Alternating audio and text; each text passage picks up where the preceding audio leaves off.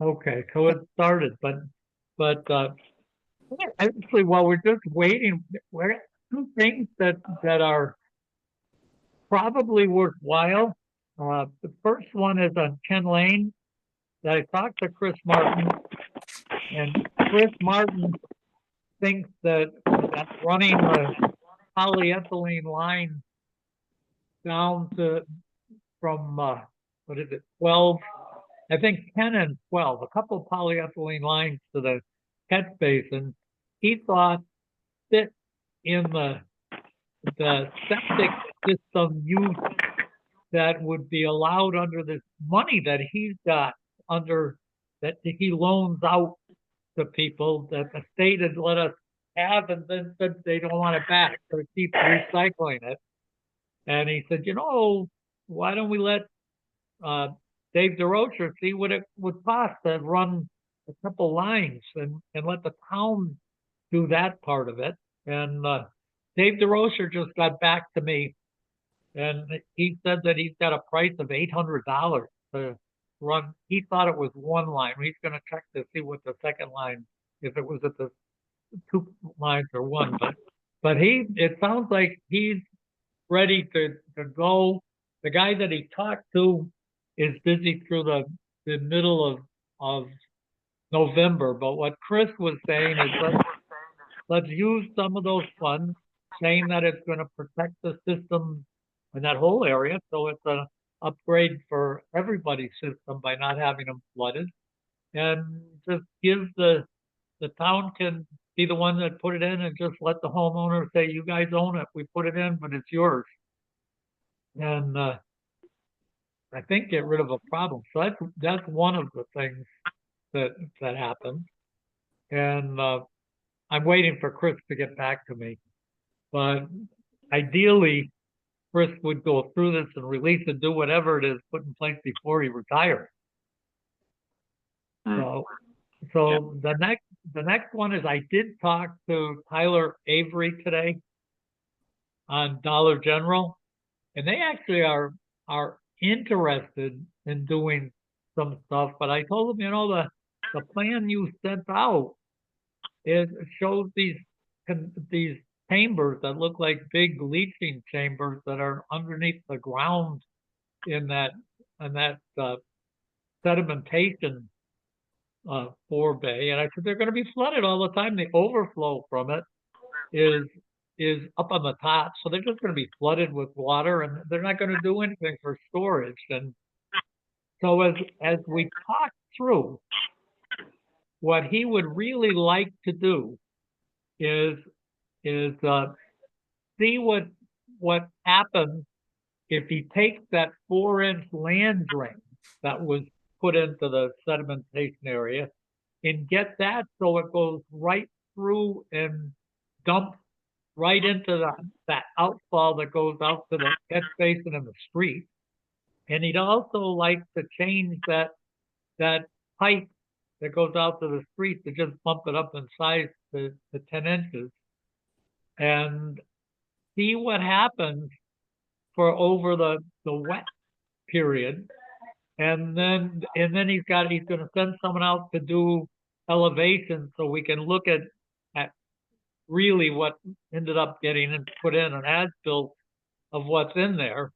And he'd like to see what happens in the spring and then go right away from there. They're I see. anxious to So get. that's sub-drain, Dick. So he wants to direct pipe it to that 6-inch, which will be upgraded to 10 going into the catch basin at the street. That's fine. That's easy to do. It gets a big load off the Yeah, system. of course it does. And what I told him, I said, this is so different than the original design by having that overflow. I said maybe you end up seeing that the water level in those two basins, maybe doesn't go down to any lower than the overflow, but maybe it only comes up 6 inches or something in the worst rain. I said maybe that when you get rid of that land drain going in there and you have that outfall, maybe you can look and say, gee, we don't need those ponds don't do anything except stay filled with water. So anyway, that's what his plan. And I said, you need to, if you're going to do something. And he said, I want to do this before it gets cold. I want to get something in place and make a difference and let us all see what's going on before it gets cold. And he says, I got to get permission from Dollar General. But I said, what you need to do is is let us know what you're going to do so we can approve these steps. But I said, what it does for me is it says you're doing something and you're making some changes and you want to see after those changes what the next step is to fix the whole problem. I said, I think the board is going to be open to moving forward with that. So, as part of that process is somebody going to potentially camera the drain on 202 to know that it's not, 3/4 of the way full of sand and sediment from over the years, so that it can take the potential flow. yeah, my thought would be, Lee, that's part of when he makes these changes that we come back and say that exactly that kind of thing. Let's troubleshoot what could happen here, and we haven't done a huge difference right now with this change, other than getting rid of that land drain. Although when I did the rough kind of calculation on it, that was on the wet times, there was 10,000 gallons a day going into that through that pipe. So getting that out of there and putting a little bigger overflow to the catch basin. But as you said, it's not just that. What happens if they overflow the catch basin and flood the street? Yeah, that's not going to go over well with the state. No, no. So Yeah, I think it's encouraging that they're talking about it. Yeah. So he just said he did. It's interesting. He mentioned, he says, Dollar General as a corporation isn't doing really well right now. So he said, but they're going to be anxious to get this done. And he said, within a week, you guys ought to know that we're okay to go if you want us to go. Okay. Good. Well, let's start our meeting, Thank guys, so we can get out at a reasonable hour. Yeah, we've had some late ones. So let's go. There are no septic systems to go over, so that's good. We can go over. I don't know, Colleen, do you know if Lynn is coming tonight? No, I don't. She did not say she wasn't, so I'm thinking she will be. She'll usually tell me if she's not coming. Okay. So if we go, we do have the recording has started, so that first thing is done. Minutes from the 9th of October, I didn't have any changes at all. And Bill, you weren't here. Lee, did you have anything? I did not. Okay. And Bill, have you got comments, or are you just going to say Oh, you're? no, well, no, if I wasn't at the meeting, I can't even opine on it, so you guys take care of that. Other than if you say this Bill's is crazy. But okay, so then Lee and I both approved those, Colleen. Bill Okay. abstained. Okay. I've got Colleen's timesheet for the 19th of October. It's a normal 70 hours for the 2 weeks. Are we okay with that? Yeah, Yes. that's fine. And I am too, Colleen, so that's done. Okay. We've got for the receivables, payments to the treasurer from our board, a low one this time, $117.04. For all of it was Board of Health fees, and nothing else there. Are we? Oh no, $10. Excuse me, it's $107.04 for Board of Health fees and $10 for licenses, totaling $117.04. Are we okay with that? Yeah, that's fine. Yes.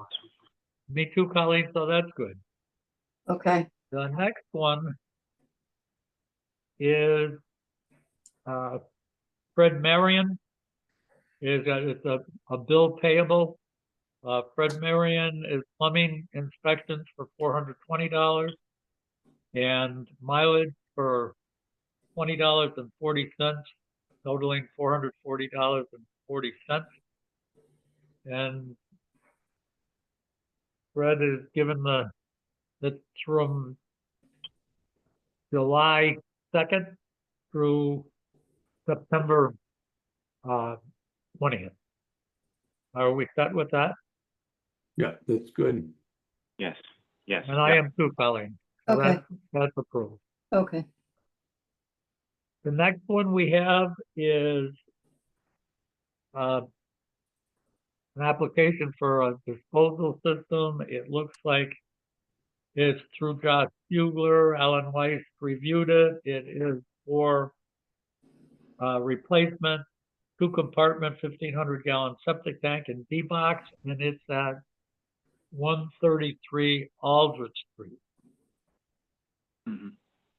Lee, is that okay? Yeah, the liquid levels and everything was fine. It's just that the concrete had badly degraded on both components. An old system. I think it's in what, 2005? It wasn't real old. I think that's the year. Yeah, Yeah. it's not terribly old. Yeah. The next one we have is the same thing, a new tank and D-box, 2-compartment tank and D-box at 15 Deerbrook Drive. And again, Josh Bugler with Alan White. Is that one okay too, Lee? I'm not familiar with that particular location.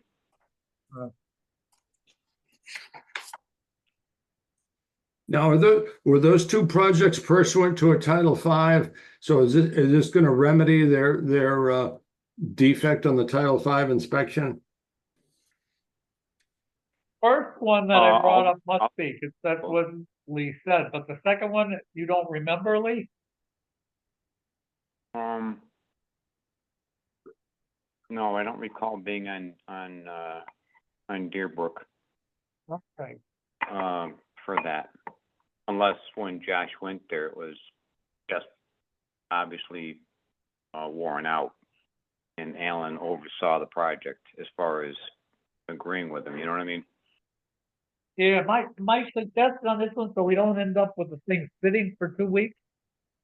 Yeah. Bill, would you be agreeable to letting that permit go, to hold it right now and let it go pending Lee's review to just make sure it's okay?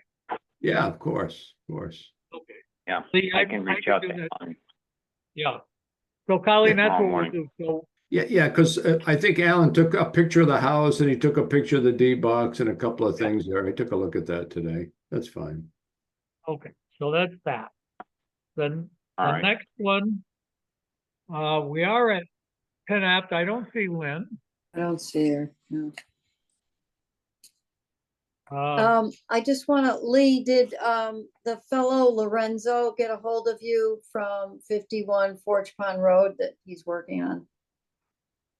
That's Yes. his- Okay, Yes. Thank you for reminding me. I met him on site last Thursday morning with Alan Weiss.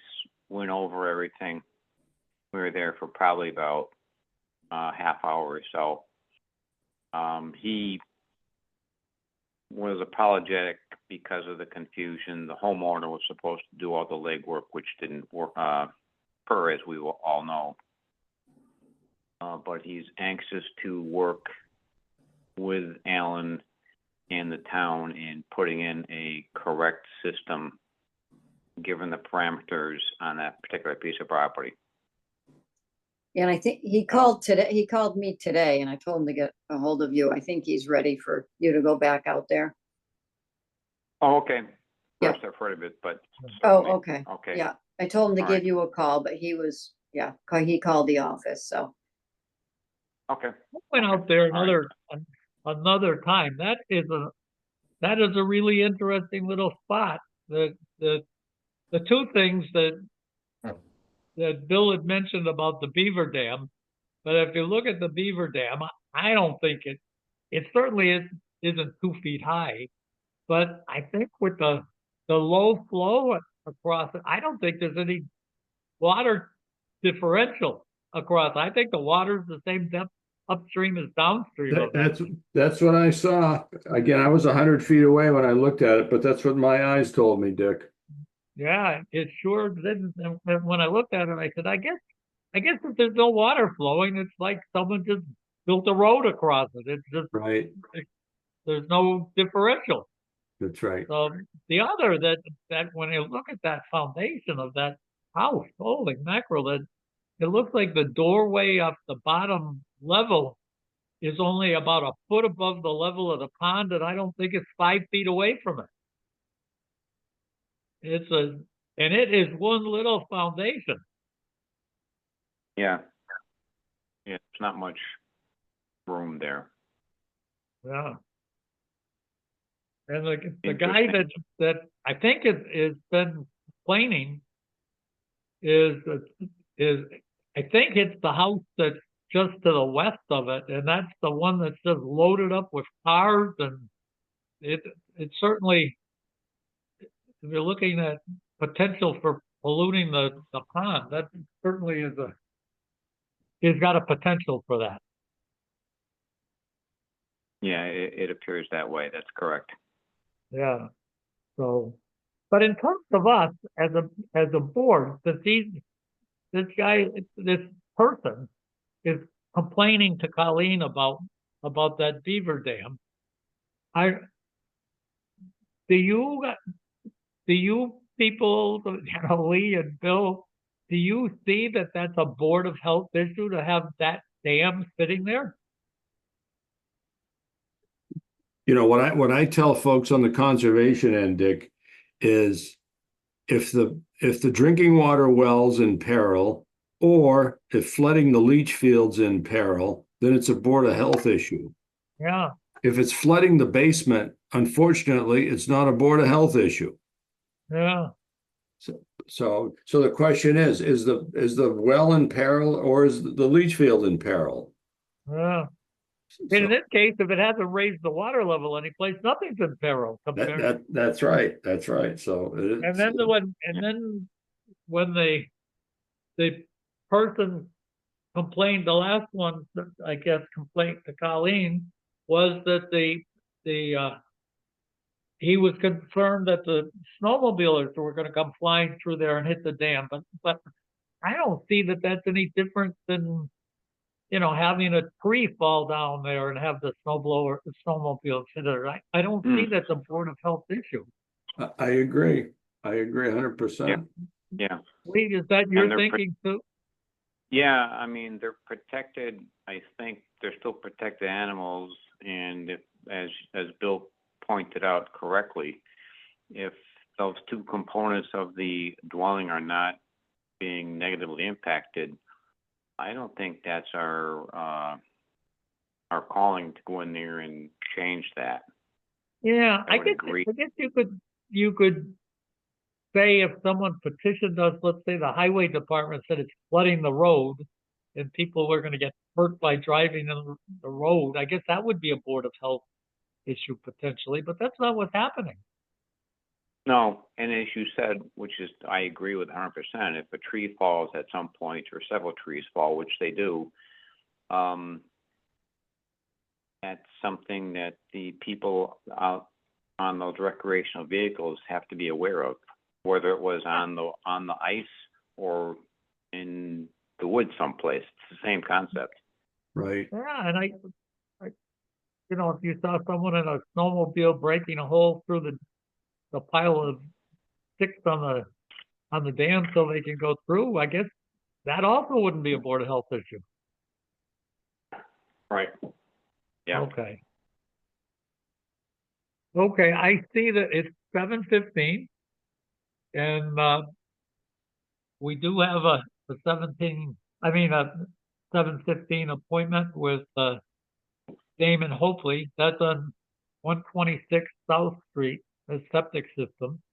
And, Mr. Hopefully, we asked you to come in. Yeah, How are you? I'm good. How are you guys? Good. The reason that we asked you to come in is that the Title V on that house showed that the leach field is, well, I think there's more than one thing wrong with that one. I think the Yeah. septic tank may be bad, but Why don't- ours that we ordered the system be replaced was because it was too close to the water table and it wasn't protecting the environment. So Can I- that one is not one that you can just say, well, I'm not going to get around to it for another year. So we wanted to My talk to you my about under, that. my understanding is I have 2 years to get around to it from the time I purchased, which would be by June 30th. Though I'm not sure I'd want to stand on that with you guys. I just want to. I'd much rather this be a more open, friendly conversation, frankly.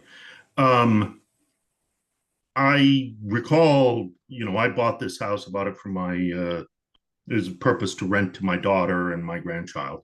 So I was aware the septic system had failed at the point I bought it and have every intention of going ahead and repairing it. What I'm also equally aware of, because I looked at the property about the same time the septic was done, is that in particular, right up prior to the looking at the house, there was a lot of rain. And I know there was a lot of rain because at the house, frankly, the sump pump in the basement was running, etc.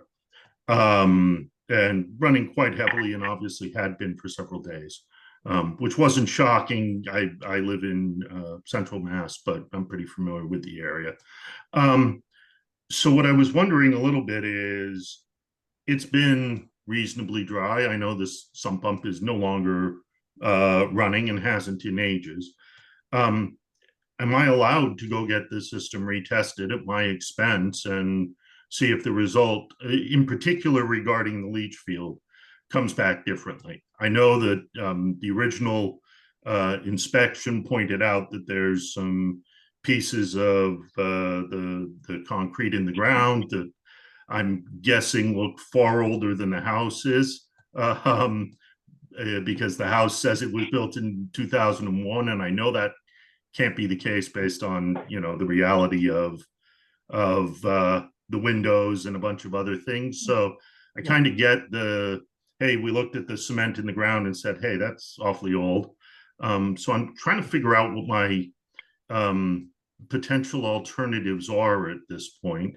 And then my inclination, as I believe I told Colleen, is, yeah, I'm inclined to either go ahead and be fixing this in the short run, or do this approximately a year from now, largely because I have had to do septics in the past, and I know they smell to high heaven for the first 2 months or so, and I'd rather that occur during winter, frankly, than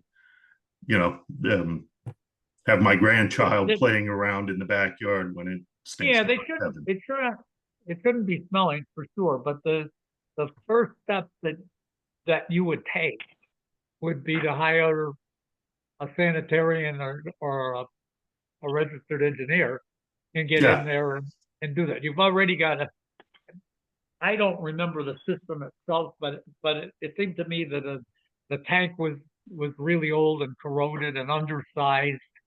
And I would say, Richard, that my intention, knowing I have to do this, is actually to put in a system of sufficient size to potentially be able to convert the garage that is on the property, which is made out of cinder block and is actually quite large for a one-car garage, to a potential dwelling unit at some point in time. Sure. So you do the ADU route, and so you would be smart if you're doing something now to look after that, because what the regulations would be that the leach field has to be big enough for for both of the units, and you have to have a septic tank for each one of the units. So if you're going out and doing work, you definitely would be wise not to do stuff that you have to do over again twice. But Yeah, but no, I'm of that mindset. Yes. yeah. So the first step would typically be for you to get your engineer or sanitarian, and he would or she would end up doing water table tests and a perk test and see where you're going from there. Okay.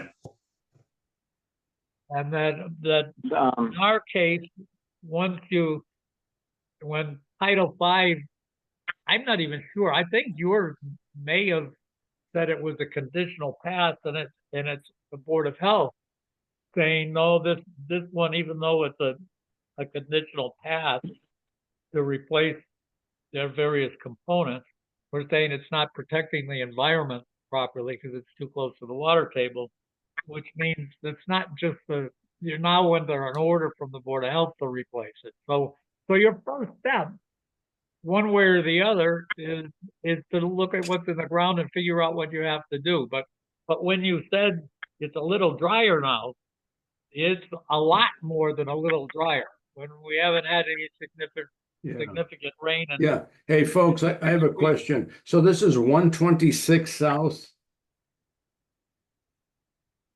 Is it 126 or 128? 126 South Street. Okay, so this is the house that has a lot of nice ornamental trees in the front yard? That would big, nice ornamental trees in the front yard. Correct. Okay, and you have solar panels on the house?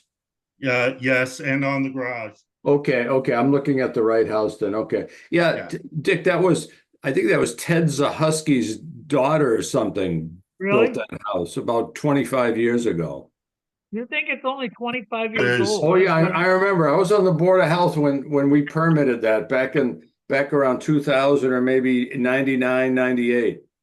You know what's crazy about it though?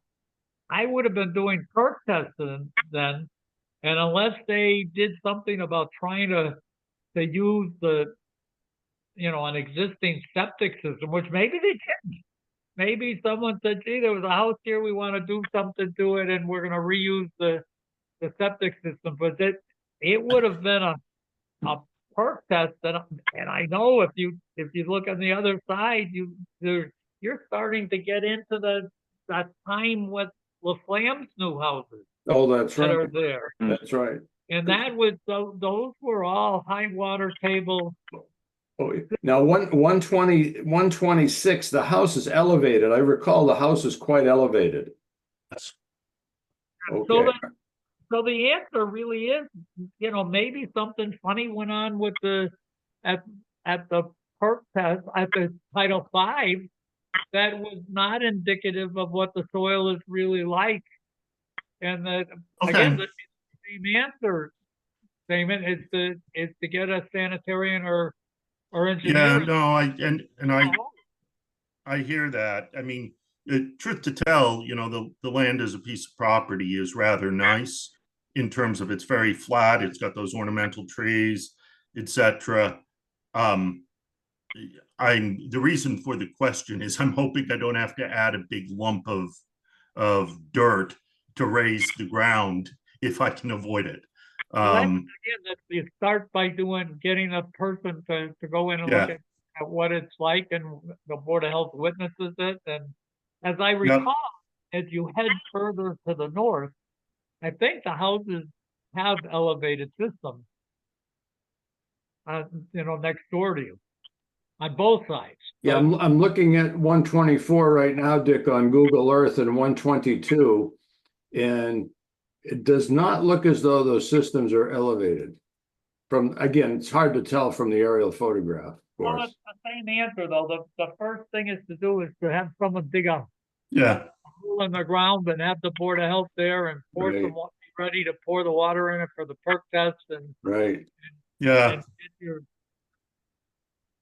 Okay. Do we know what type of well is on that property?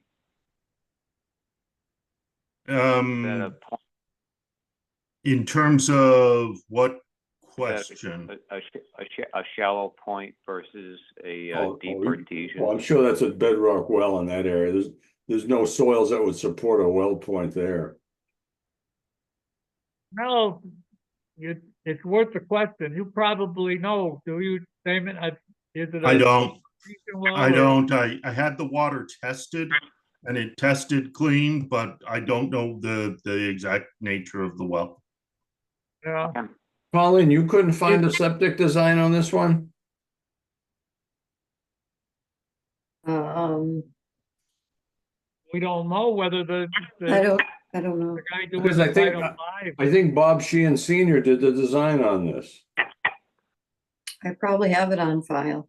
Yeah, The thing that's funny on this one is, for some reason, I thought it's only 1,000-gallon tank with clay tile. But I can't remember.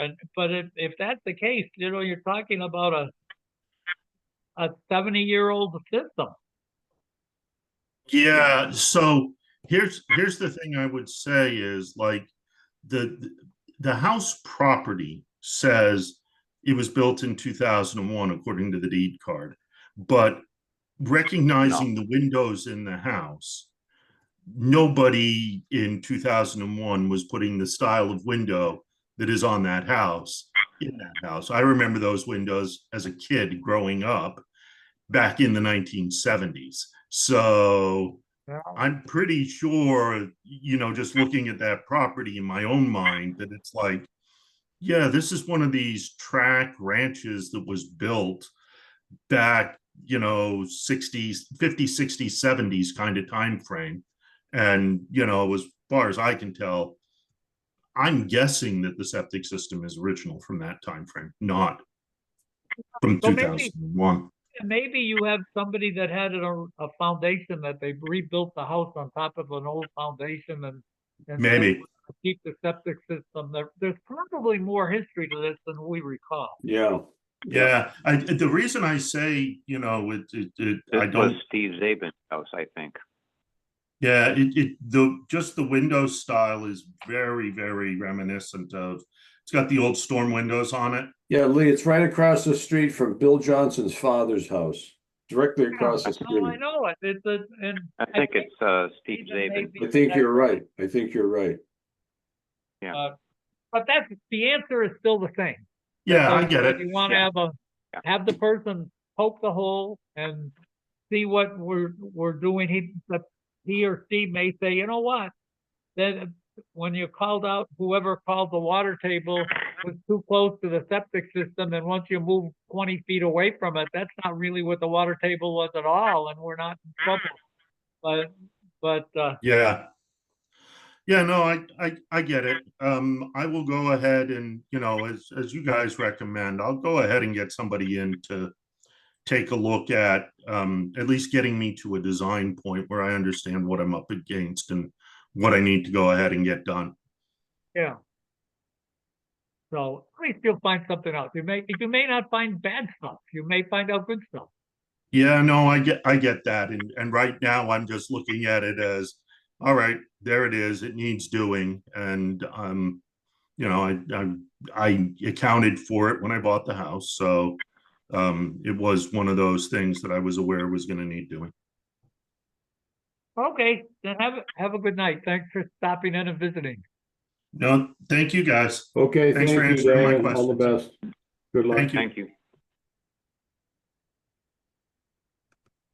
So we've got left for us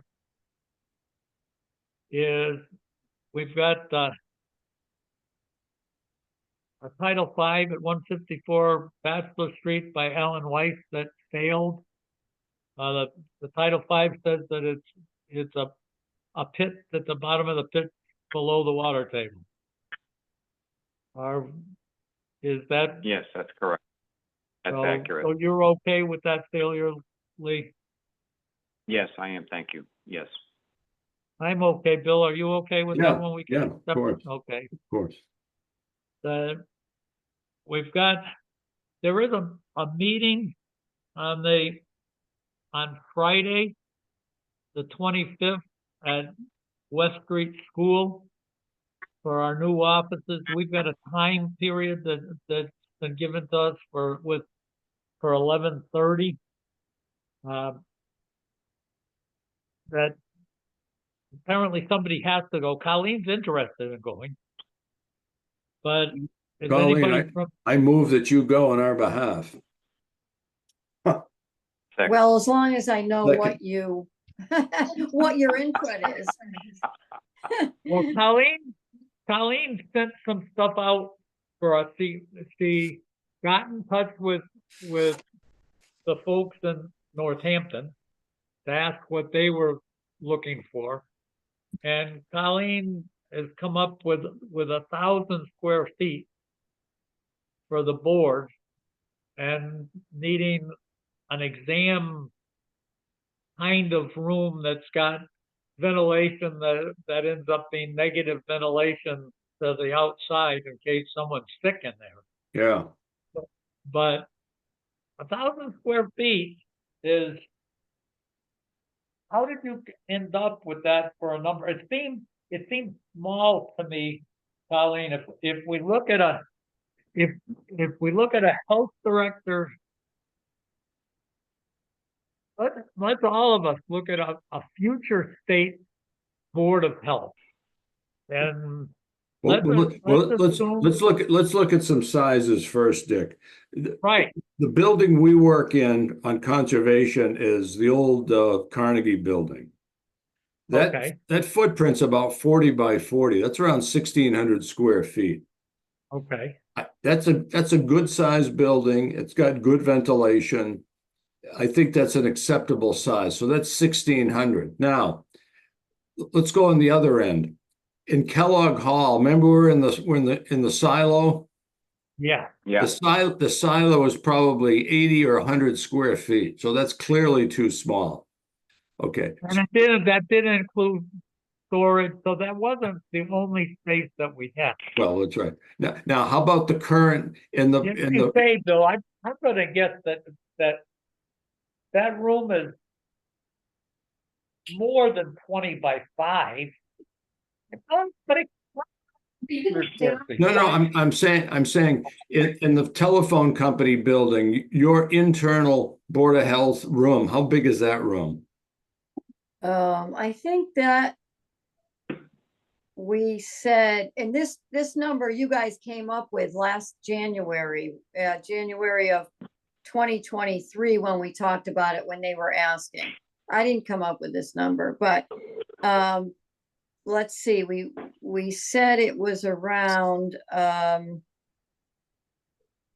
let's see, what was my, I don't know what my existing one 20. was, but I have the notes from that meeting, and you were talking about an office for the health agent and adding up kind of the office, what we have now, I guess, for upstairs and downstairs for filing and stuff, and you guys came up with 1,000 square feet. So Now the question is, Dick, do you think in the foreseeable future we're going to be required to go in person? do I think it could happen? Yes, I do think it could happen. Okay, so if that's the case, we should, like you say, we should opt for a larger room as we can get with the best ventilation as possible. Yeah, so let's look at a town that grows to 20,000 people. So let's go kind of like South Hadley. So in that case, what did we do? We have to have health agent, let's say a person, let's say an assistant, and let's say we're big enough to have our own nurse kind of person. So now if we look at, Bill, you just said there's got to be some kind of a meeting kind of space. Yeah. So we've got a nurse that would have some kind of privacy and a bed, a little examining place. What do you think that she would have? 10 by 20 at least? I think we can actually have a suite of rooms. That West Street School, Dick, is 60,000 square feet at a minimum. At a minimum, that's a 60,000 square foot place. To put it in perspective, Kellogg Hall was under 5,000 square feet. So this place is 12 times larger than Kellogg Hall. So why can't we have 2 or 3 rooms? I think we should. I think if you just started to look at Colleen's space, let's look at it, and she's got some storage besides this, but if you look at a place for someone to sit and Colleen's working space, so if you just look at her space at 20 by 20, that's 400 square feet. Right.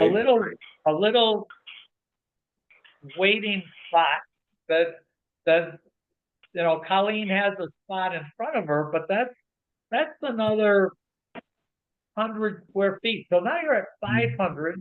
You haven't done the nurse, which is another couple hundred. So that's 700. You don't have a health director, which is going to be another couple hundred. So you're up at our 1,000 without a meeting space. And if the meeting room has to be at least 15 by what, 25? I'd shoot for 30 by 30 for a meeting space. Maybe we had a common meeting space if they had one, but that's 900 right there. Yeah, actually, Kathy Leonard said, at least on the Conservation and Planning Board end, there's going to be common meeting rooms that we can utilize. Whether or not BOH wants to do that, that's up to us. But there will be common spaces available if we end up with 20 people showing up. We don't want to meet in a small room. We would probably want to move into a larger room for a meeting like that. So we should probably have a smaller meeting space, and if conditions warrant, we'd go to the big meeting space. Right. So we have our own space. It seems to me like the number that we should be looking for is more like 2,000 square feet. But I'd shoot for 2,500 and let that be negotiable. So shoot for 2,500. Okay.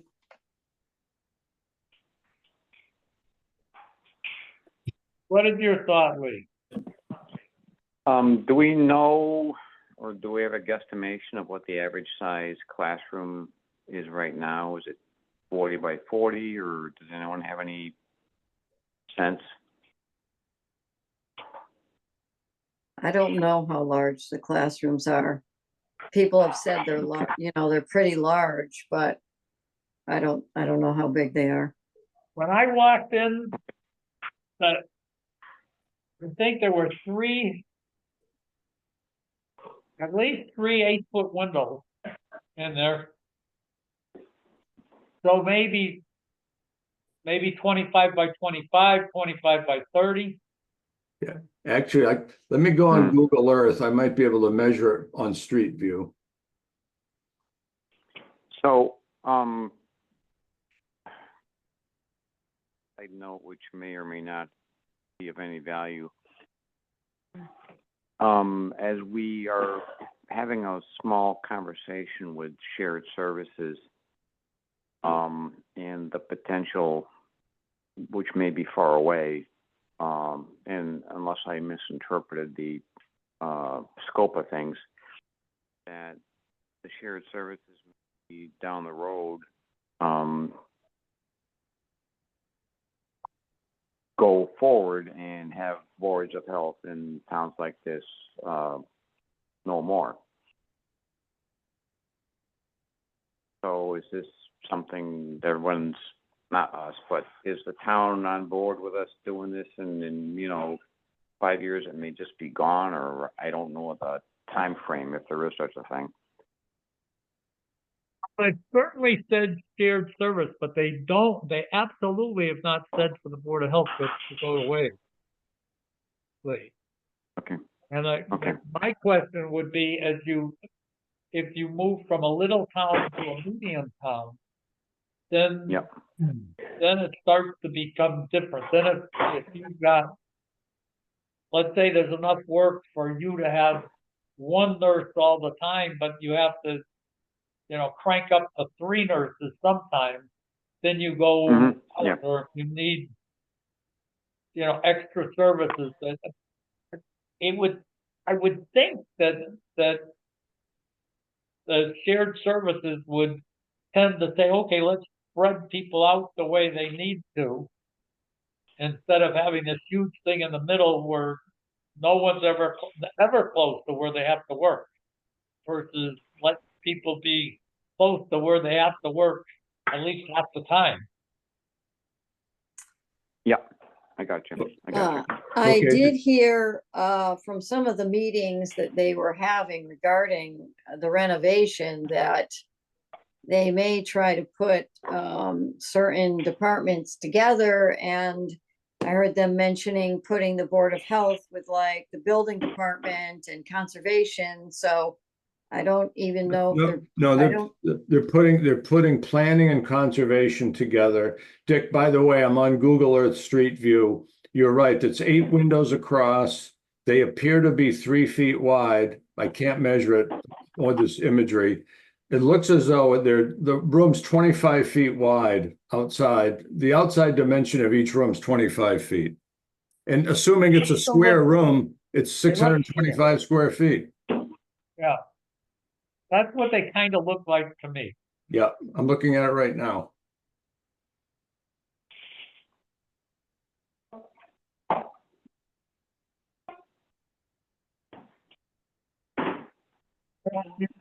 If you just looked at those and said, would the Board of Health occupy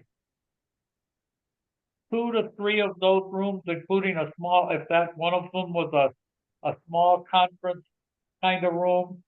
Yeah, so that you end up, again, that 2 of them would be 1,200, 3 of them up 2,000. So that's the kind of number. And then,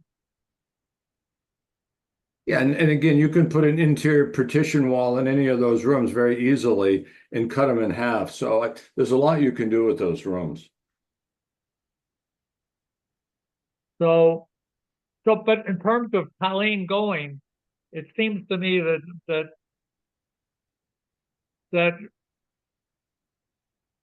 a 1,500 to 2,500 number is what we should be looking for. Yes, yes.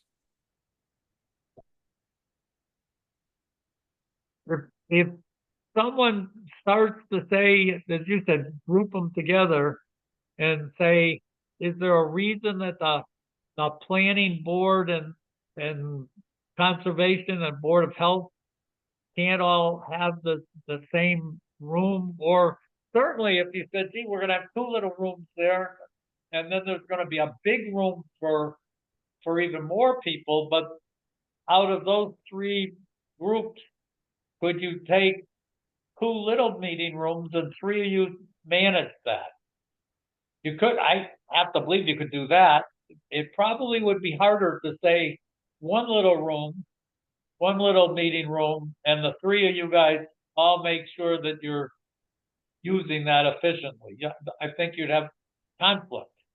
Yeah, I'm looking from West Street. From West Street, there's 1, 2, 3, 4, 5. There's 5 rooms that face West Street. 5 rooms with 8 windows apiece.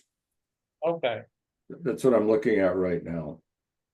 Now, of course, I'm sure there's rooms on the other side of the corridor, and then you got the auditorium and a bunch of other stuff. But at least visible from West Street, there are 5 rooms of the 8 window variety.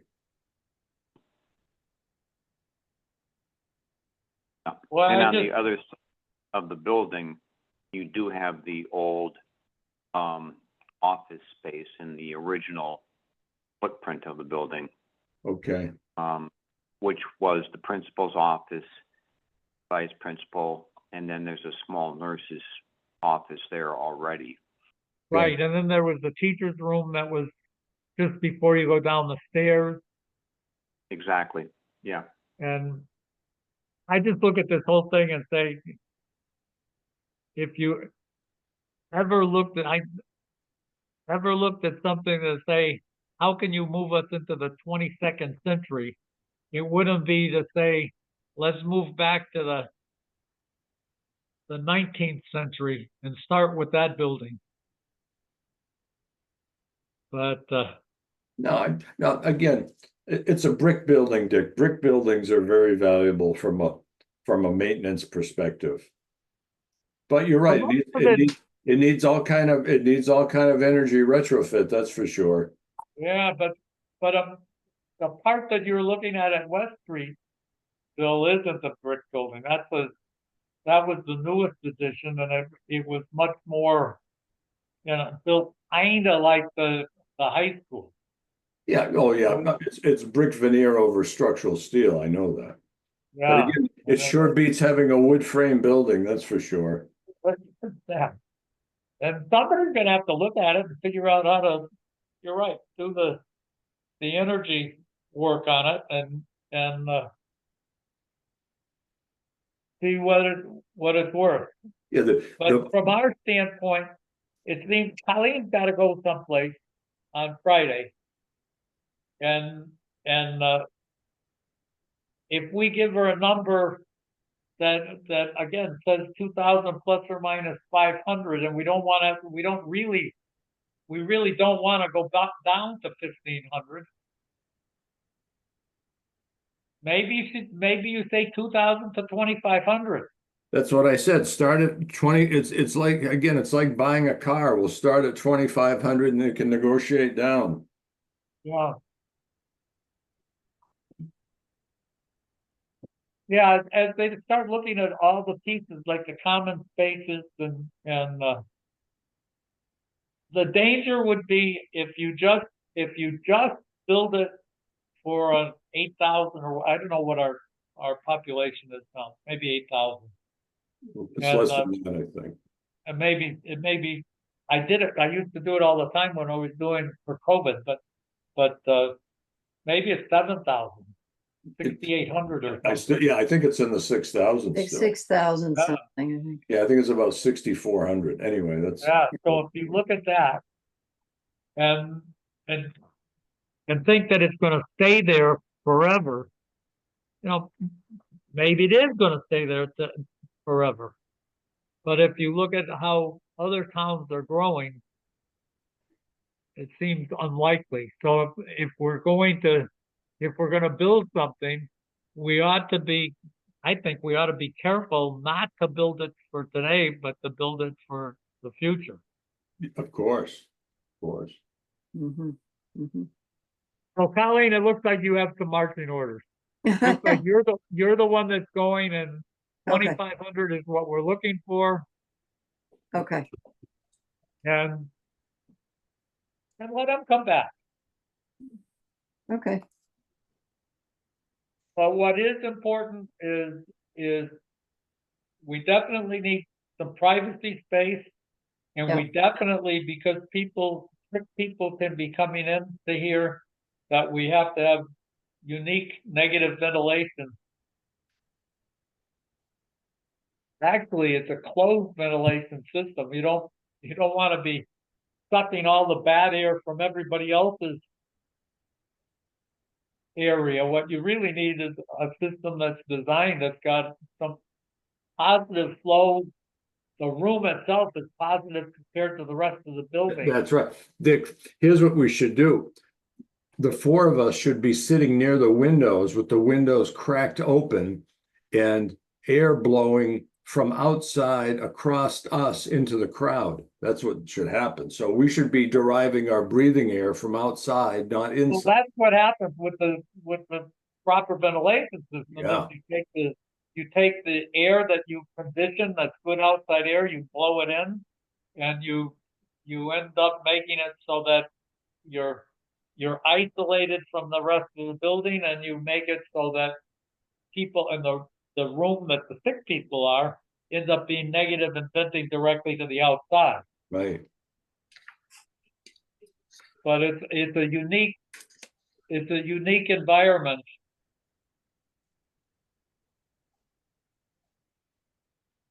In fact, Colleen, you ought to tell them that at a minimum, we're looking for 6 air changes an hour in there, but it needs to be filtered and pressurized. So we just tell them it needs to be, designed kind of like the hospital's design, that section. Right. Right. Hey, Dick, whatever happened at the American Legion? Did the Legion put in a decent air exchange system? I don't think so. I think what happened is the COVID went away before that happened. Okay. We made those regulations change. That's at the time when we got rid of masks. Weren't they gonna utilize the hood above the cook area to draw the air across? Yeah, they That were, one. but the whole thing went kind of crazy. They were doing all sorts of things. They were gonna remember their hood system was in trouble. The stove system was in trouble. They had issues with the fire department. There were a lot of things there. I don't know what finally happened. But in terms of our regulations, when we got rid of masks, we also got rid of the 6 air change requirement.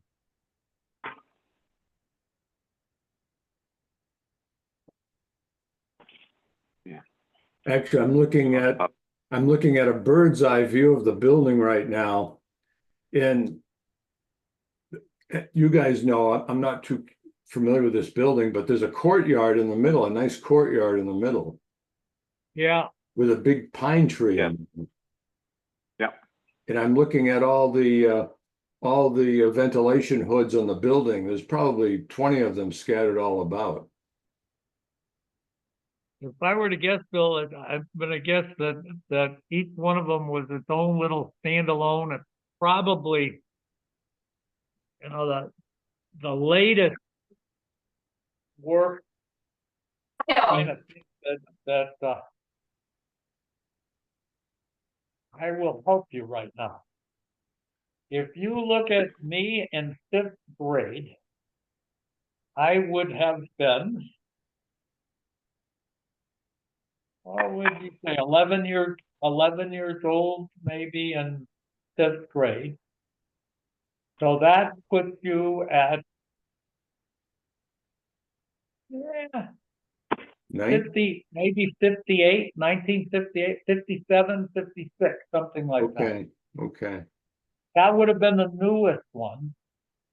Yeah, The one before that, the one going out in the back, yeah, brick one, yeah. was, I can remember in 1st and 2nd grade,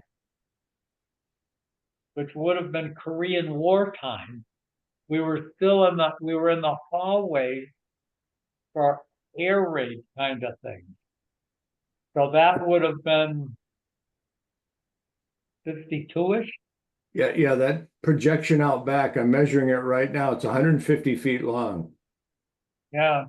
So I'm guessing that was not old when I was there, but not brand new. So I'm guessing that's late 40s, Okay, early at the latest early 50s. okay. So, and I think that's the one, I think the boiler is in that wing, so. Yeah, yeah. I don't know if to the northeast, there's a cluster of hoods. That's probably in the kitchen area. There's 1, 2, 3, 4, 5, 6, 7. There's 7 hoods in a very confined area. I'm guessing that's probably the kitchen. Yeah. Or maybe that's the auditorium. I don't know. The kitchen build is in the west, not that far. You know, if you look at that section that you were talking about that extends out to the kind of the north, Yeah, if you come back towards the south and the building widens out, it's right in that corner where it widens out is where the kitchen is. So okay, in the chimneys there, it's near the chimney then. the chimney is a little bit north of that, north and east of that, where the building the chimney's in the reentrant corner between that long projection and where it widens out to the west. right. That's where I'm looking that's at the where chimney right now. Okay. yeah. And if you look at the other end, the that has a little bit to the south of the kitchen was where the eating area and the auditorium was. And then when you move a little to the east of that is where the gym was, the new gym. Oh, And then okay. you go into the oldest part of the building, which would have been the projection that goes furthest to the west and to the north. There were some back sections in there, housed some on the northern end of it, had some classrooms, and on the I don't know if you can see, but it's a high roof in that area. Yeah. There's actually two high roofs in the building. One is kind of to the east and one is kind of to the west, but it looks like they're projected 3 or 4 feet above the main roof elevation. Yeah, well, the one on the east was the old gym, and that was a gym and auditorium. Okay. And that had been converted into the classroom. But when they put the very last edition, which is when the cafeteria and that whole area, that's when the new gym went in. That's on the other side. So in one case, if you're looking at that courtyard, on the south of that courtyard is the newest wing. On the west of that courtyard is the newest wing, and that's where the gym is touching that edge. I gotcha. And then you've got on the other side of the hallway next to the gym is the cafeteria, the lunchroom. And so that whole area was that addition. And then in the other direction, the east of that courtyard, there were some classrooms right along there, and that inside the classrooms is where that old gym and auditorium was. Okay, yeah, I see the extended roof in that area. Okay, I gotcha. Yeah. Makes sense. So Okay. that's what you had in that spot. Okay. Fair enough. So anyway, we can kind of keep going. We've got, it looks like what's also on our list, we've got Board of Health regulations. We've got also we've not done the temporary. Where is that, Colleen? You've got that on here. Yeah, Discuss at the temporary top, event yeah. application. Yeah. So that one, the last time we talked about this, we looked at what Northampton was doing, and essentially what they were doing is applying the temporary food permit regulations to these. Yep.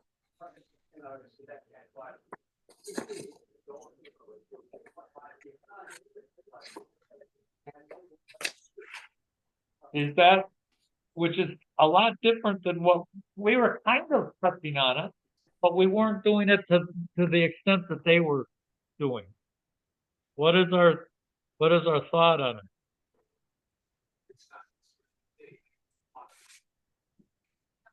Well, first of all, what's the latest on the food truck permitting? Food truck permitting, Colleen, we do for a year, right? Yes. Mm-hmm.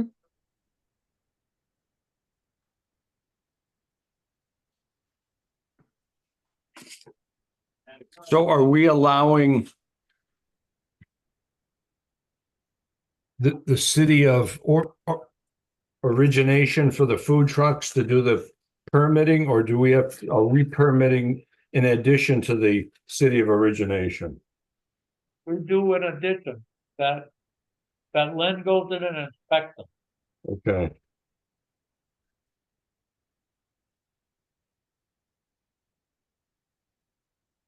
So that, it's interesting though, that if you look at the food truck, you've got this little world around the food truck bill. So Yeah. you say the food is made in there, they've got their hand washing, somehow they're hooked up to be able to get toilets, but it's the food prep and people walk up to it and go away. Well, the thing is, in the Hampshire Gazette a couple of weeks ago, they did a big story on the popularity of food trucks. Apparently, they're the thing now across the country. Everyone's doing food trucks now. Huh.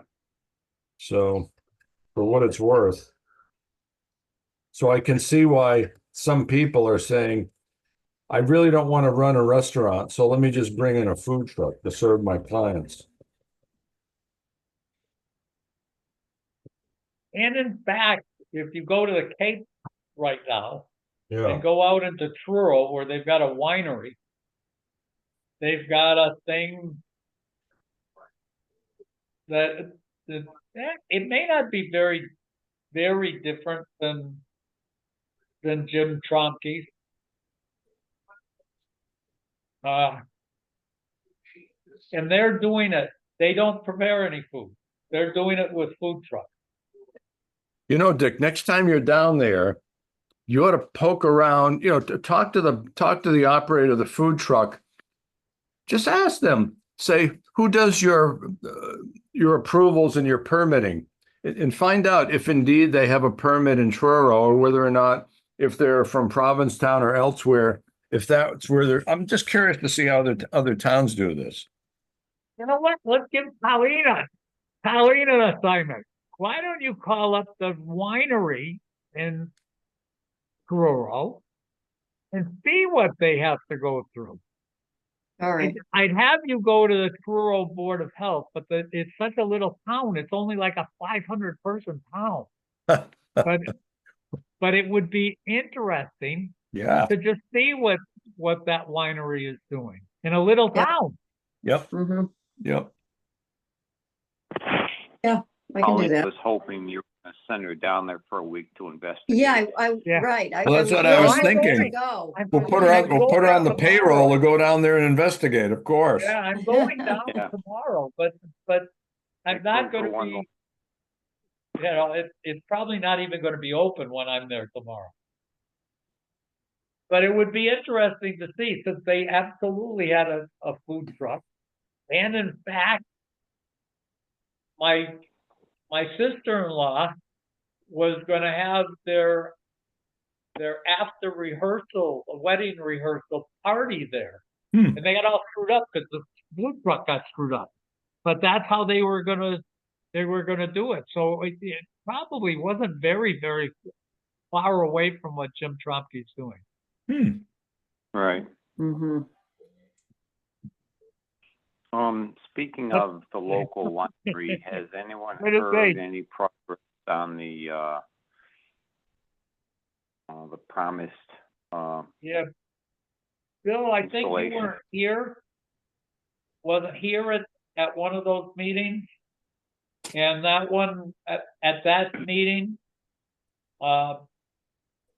supposedly Neil Jackson speaking for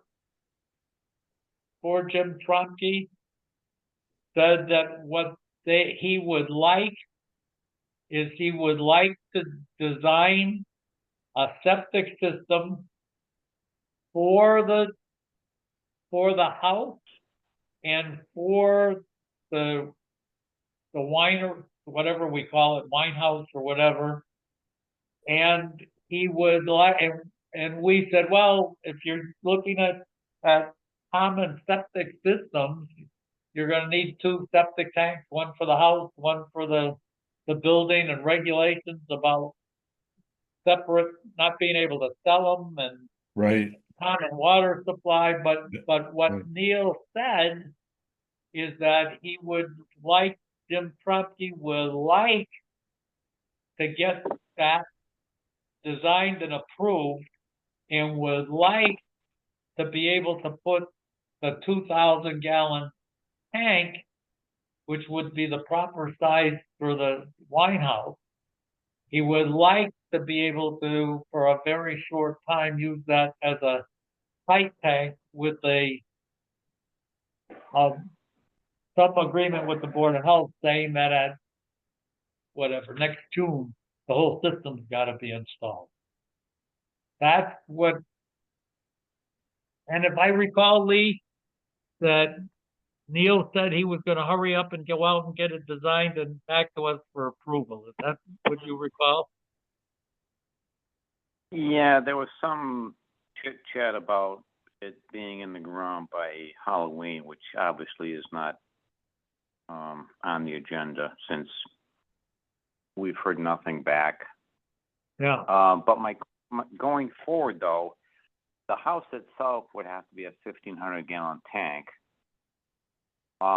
Lee, and then because I don't know how big it is, Lee. right, at least for the house. You're right. But then the winery part, we would have to base that upon available seats. Is that close to? Yeah, that's what Neil said is that if it followed our regulations, the winery part would require a 2,000-gallon tank based on by seats itself. by itself. Right. And So- then the house would have to have its own tank. So a 2,000 combination is not going to be practical to solve the problem. No. Okay. Okay. So all right. There's another one that we ought to talk about is Yep. I've got, well, it's part of it, but the two fourplexes on New Ludlow Road are starting, that Paul Seitzbeck is working on that. But I ended up calling Alan Weiss up and asked Alan why the fourplex on West Street ended up with two septic tanks in theory, because it was sized the same, kind of the same way as the White House. And what Alan pointed out, and I looked it up, and it says that at a minimum, all systems other than for single or two-family houses have to be multiple compartment tanks. And as a minimum, the flow or the capacity of the first tank has to be 2 times the daily flow. That's right. That's exactly right. And when that happens, it says that that tank that Neil's talking about, the 2,000-gallon single compartment tank, doesn't fit that requirement because it is not a single family or two-family house. Yep, that's right. So he would end up needing a 2,000-gallon tank followed by a 1,000-gallon tank. Right. Just for the winery. Just for the winery. Yep. Yeah.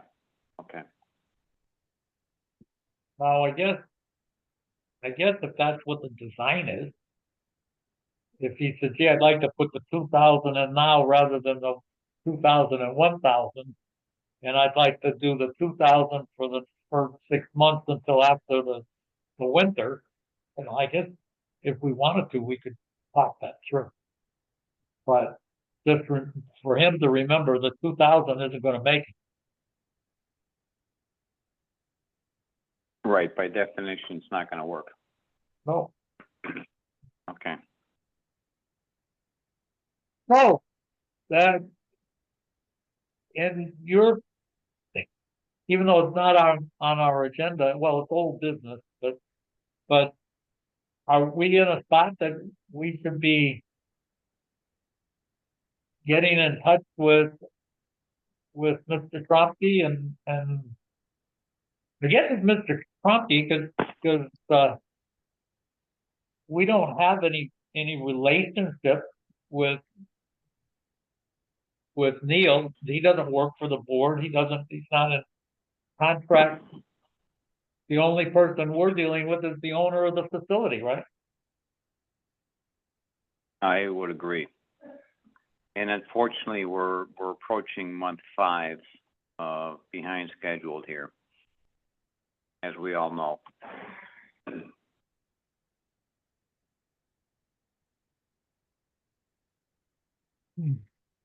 Oh, what we certainly are approaching is the end of the year and the time for new permits. Mm-hmm. Yeah. Mm-hmm. Do That's we, the only leverage that we have left. yeah. Do maybe Colleen can ask, do we want to have Jim come and talk to us before we just send out a letter? Didn't we? It seems to me as though we went over this, I think last summer, a year ago. We talked about him Yeah, we putting did. in a 2,000-gallon tight tank and it never happened. Right. And we're still talking about it. We're still talking about them. And we said, if you recall, we had Jim come in sometime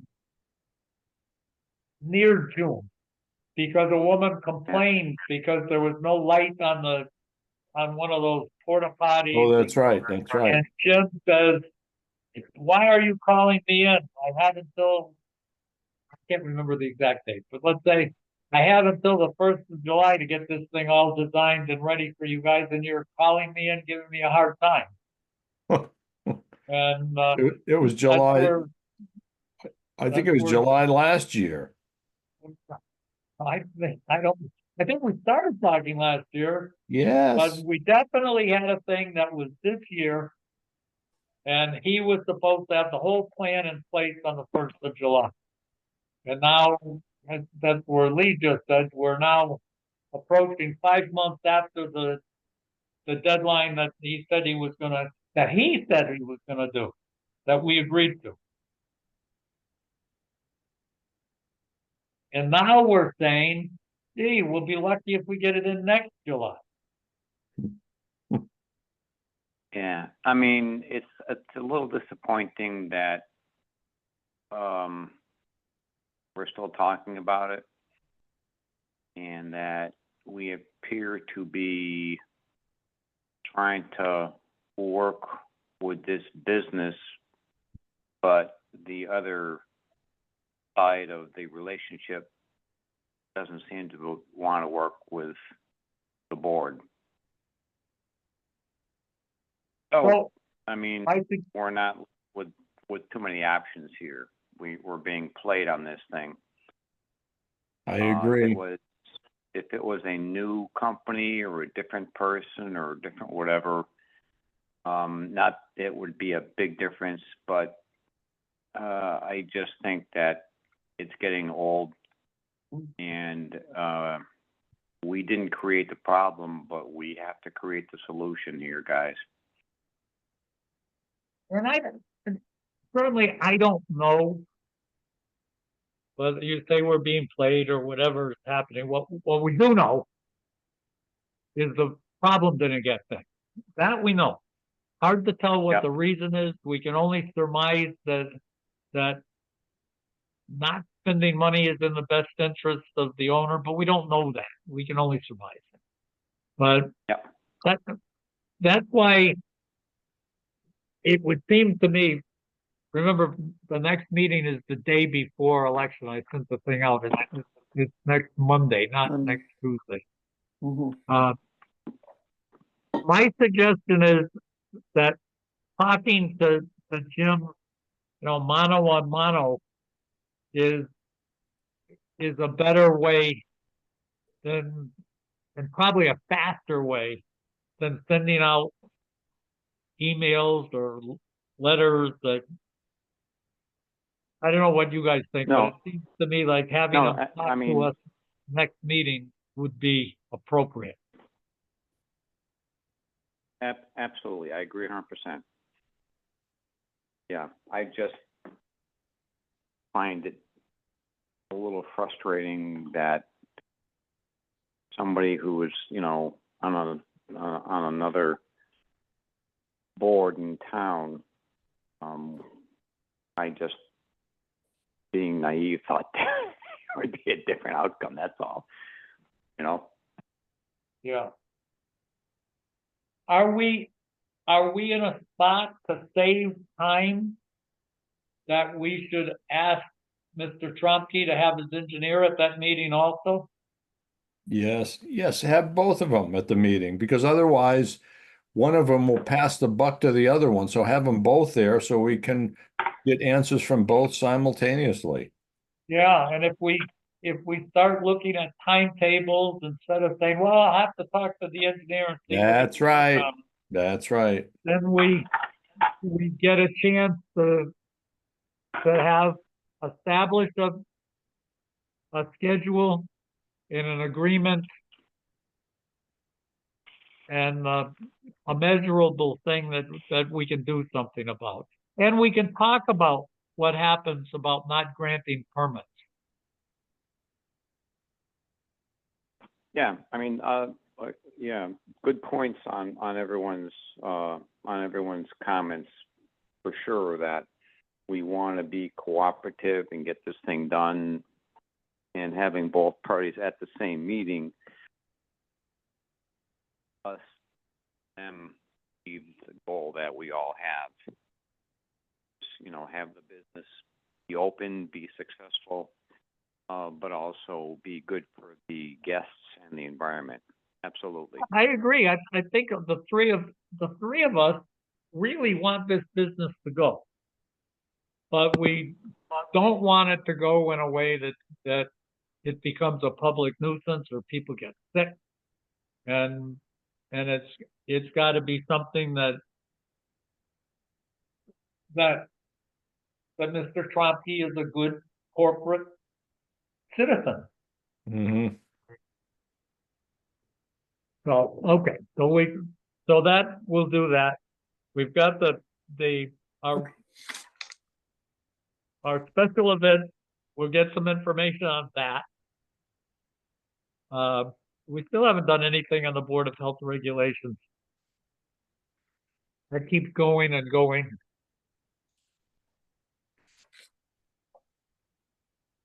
I don't even remember. We had a list. That's right. We had a list. We had at least 3 different lists. What we should do, Dick, schedule it for the first thing at some meeting schedule it at 7 to like 7:15. That's the only way we're going to get these done. We got to get them done first thing during the meeting, but we have to review all the language before we even attempt to do that. So we got to review the language. Colleen, if you could find that stuff again, Yet again. I'll take a shot at putting those together, but it's not gonna have to be careful because my shot is going to be, we go into the time that I'm leaving. Mm. So we go to, Do this in January, Dick. okay, and Yeah. if you can dig them out, that gives me a couple months to actually pick away and look at which of the regulations that look like they're still pertinent. And I'll actually get stuff and send them out to people.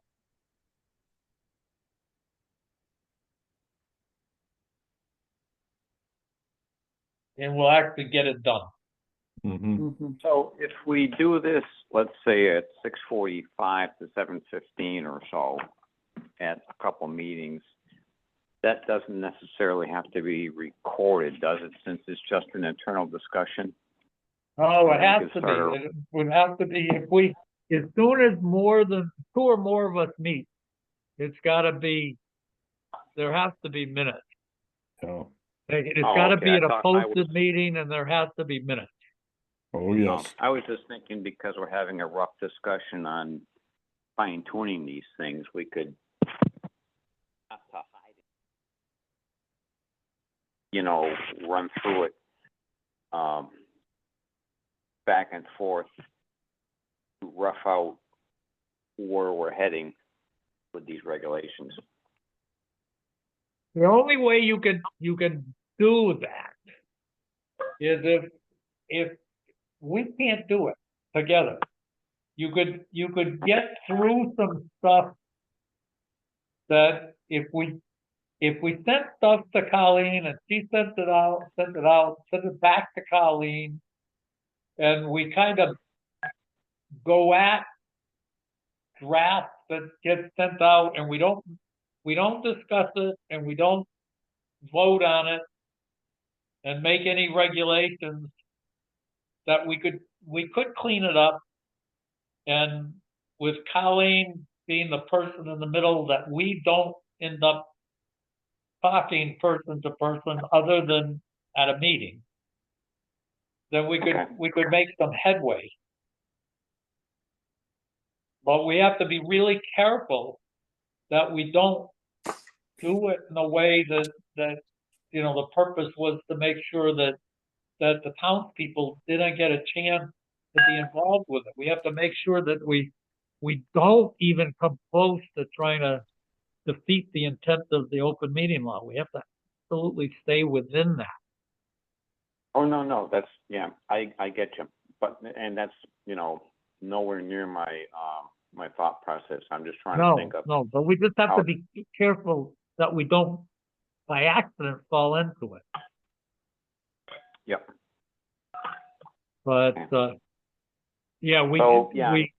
That being said, Colleen, if you can throw me a couple, I don't know if we want to take, you know, 3 or 4 articles, or not articles, but 3 or 4 a piece, and go over it and kick it around back and forth just with Colleen individually, with you know, you, me, Bill, and then as we refine it, then we would have an open discussion at the meeting and go forward with the fine tuning process or something along that nature. yeah, what we have to be really careful for is that we don't end up using Colleen as the person that we, you know, de facto vote on this stuff by saying, oh, we tweak it until someone stops commenting.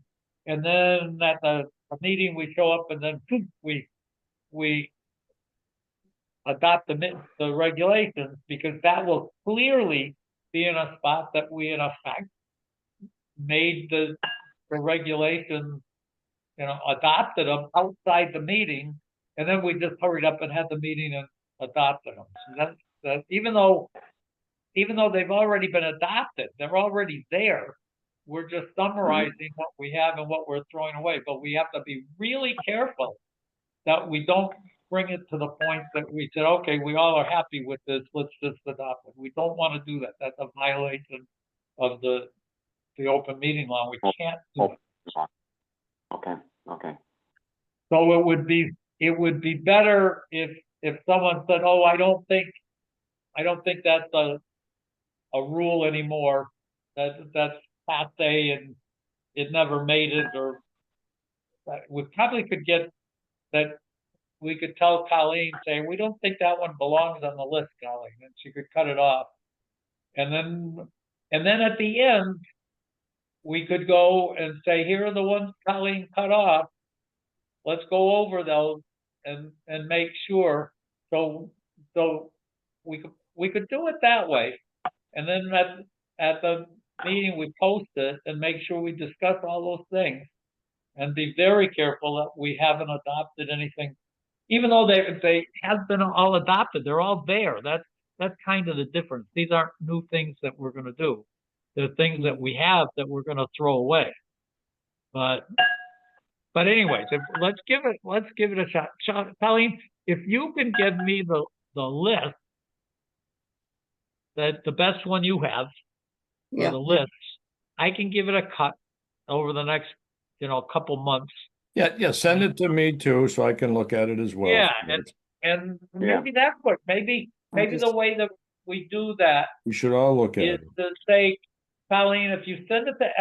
everybody and everybody just sends them back to you, yeah, and then you put all these things down onto a list that said, this one was suggested taken off, or this one's not, and it comes in a list, yeah, then we could bring all of those to a meeting, a posted meeting, and say, this is what everybody said.